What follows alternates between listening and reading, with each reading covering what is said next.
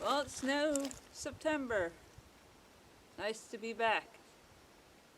This is Henry Ike Rich, and he's going to do an explanation of these special knives. Yeah, those knives here were done by probably one of the best woodworkers that I knew, and they're Indian, traditional Indian knife, and trappers always had one with them. And they got a little crook up on here, like if you're making a wooden spoon or something.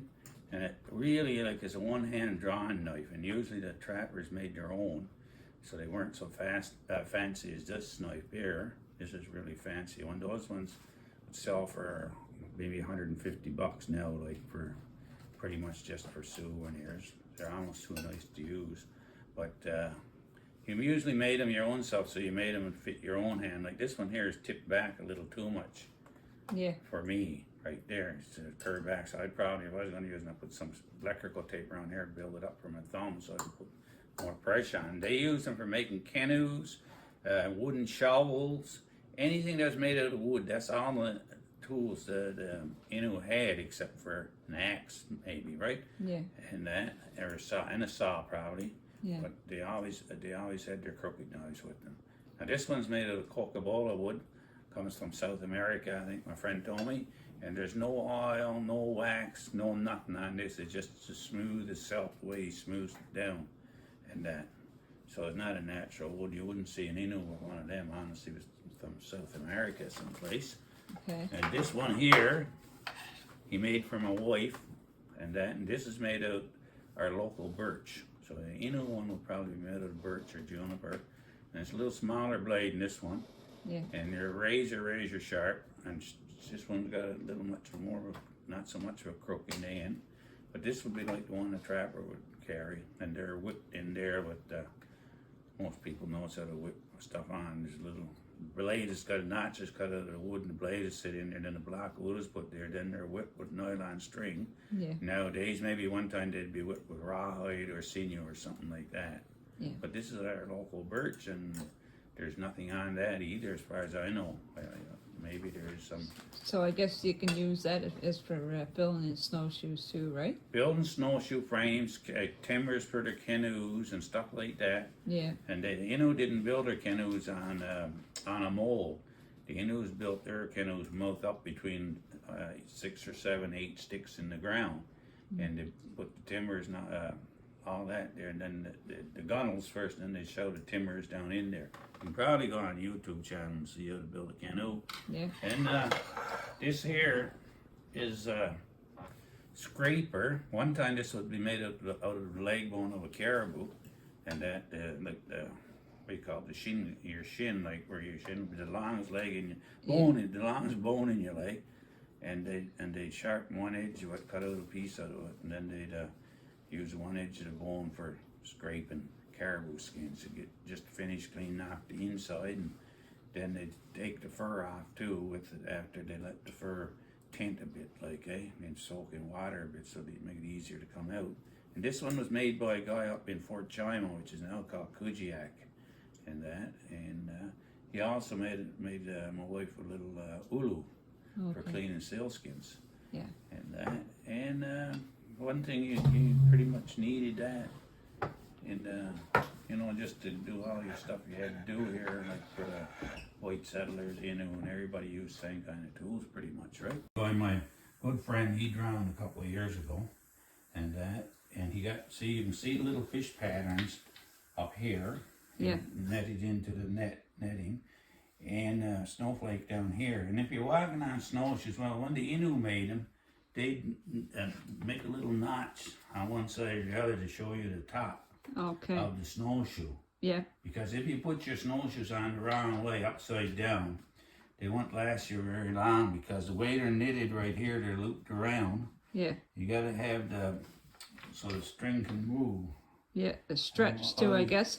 Yeah, so but if you put in this way, I don't know if you can see it or not, but this wouldn't be the top, because this here, they'll break off right here, see?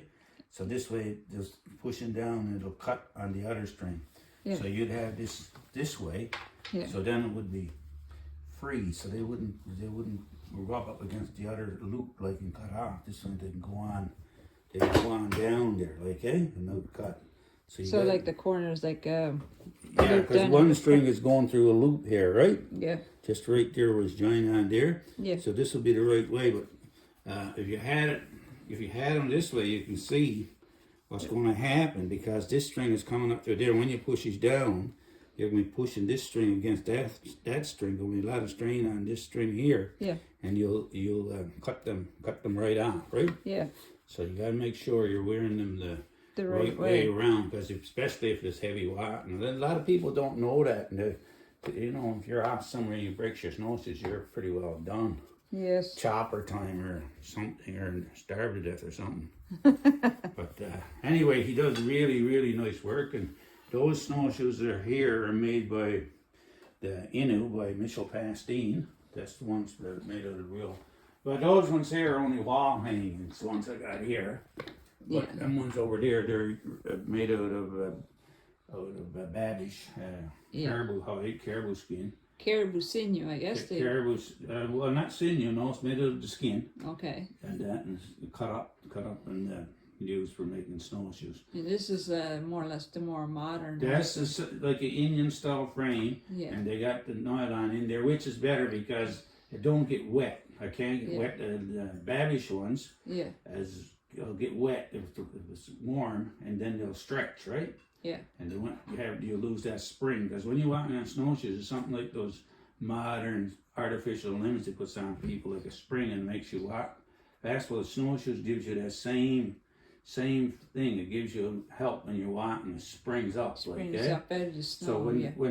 So when the babish ones gets wet, well, they'll stretch and they'll lose their springiness because it'll get too slack, like, Yeah. But those with the nylon ones are polyethylene fishing line. Yeah. They're a lot tougher, right? Yeah. Some people even used to make them for in the spring when heavy walking with sealskin, right? Yeah. They'd fill them with sealskin, but the shape don't make a big lot of difference. A lot of people don't like the big round ones because they really don't know how to walk in them. You got to learn how to walk in them. Like most people here when doing any hunting or getting around, like myself, I can't remember when I started walking in snowshoes. So there's a certain step you got to have to swing them. Like what most people they'll find them too wide and they'll bump their legs and they'll use those little skinny ones, right? Or trip up, Or trip up, right, and fall face down in the snow. And if the front on front of them there, the front part is too short, the spacer to the bar, you don't stick your foot down through that hole either. A lot of people I see now they think they got to stick their foot down. But anyway, it's a nice little ulu for doing around the leg holes in your sealskin and that, and getting that edge right in the small, hard to get at. Scrape the fat off. It cuts off the fat, and that then you can. They uses them too for taking the hair off of the skin too, right? Yeah. And that, but and so to make sealskin boots. When you're getting them ready for sealskin boots, you don't take the willum off of the skin on the inside. You usually there's a willum under the skin. If you takes off the willum, your boots aren't going to be waterproof. Then you leaves that on, right? Yeah. The willum. Yeah. Hey, this is Nicole, the lumberjack. She's going in the woods tomorrow. She got on her lumberjack shirt, and she always got to use a double blade axe ever since she was a little kid. And she's been using that axe, and that's getting wore down now. Yes. And so don't drop it on your toe now like you did before. No. And I don't know really how old that one is. Yeah. But the reason they had two blades is because one time they used to take, when they was cutting logs, they used to take two axes in the woods with them, and the filer would file them in the night and sharpen two axes for the loggers. And they go in and they take the first one and they cut until dinner time. By that time their axe was getting dull. And so then they'd use the other axe. Oh. So then somebody got smart and decided to make a double blade axe, and the guy would sharpen them for them in the night time. Yeah. And then the next day when they went in, they'd cut with one side of the axe until dinner time, and then after their lunch, they'd use the other side because the first side was getting dull by that time, right? And they'd be razor sharp. Yes. And that's a smart idea. So you're offering me $150 for that axe. You must really think a lot of it. Yes. And but I don't think that one's very sharp. We've been grinding it with the mini grinder at it. See, right? There's somebody who wasn't sort of spoiled it a bit. Yeah. But that needs to be buffed out, that rough stuff on there he's grinding. Yeah.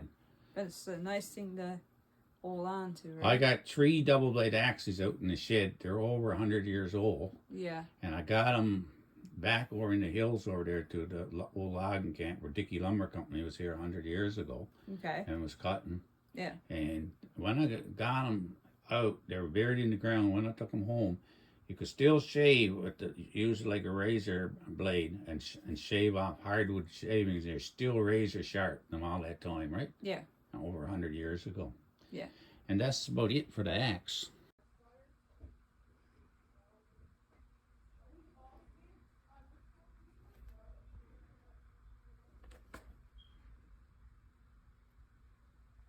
So here is Joe Blaine, Davison Labrador. He was in World War One. He originally was from Jack Lane's Bay, but he went to Davison to register for the war in World War One.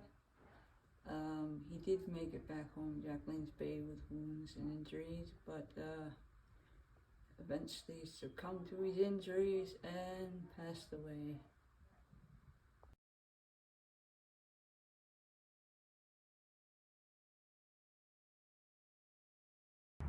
So I'm here this morning before I head back home here in Goose Bay, and I'm here to visit my grandfather, Robert Wilfred Edmonds' grave. Yeah, I haven't been here for years, so I figured to stop by and see his grave. And while I had the chance, right? Because I don't live in Goose Bay, I live back home Post so it's quite a far ways. So this is my opportunity now to pay my respects, to come and see him before I go home. That's it.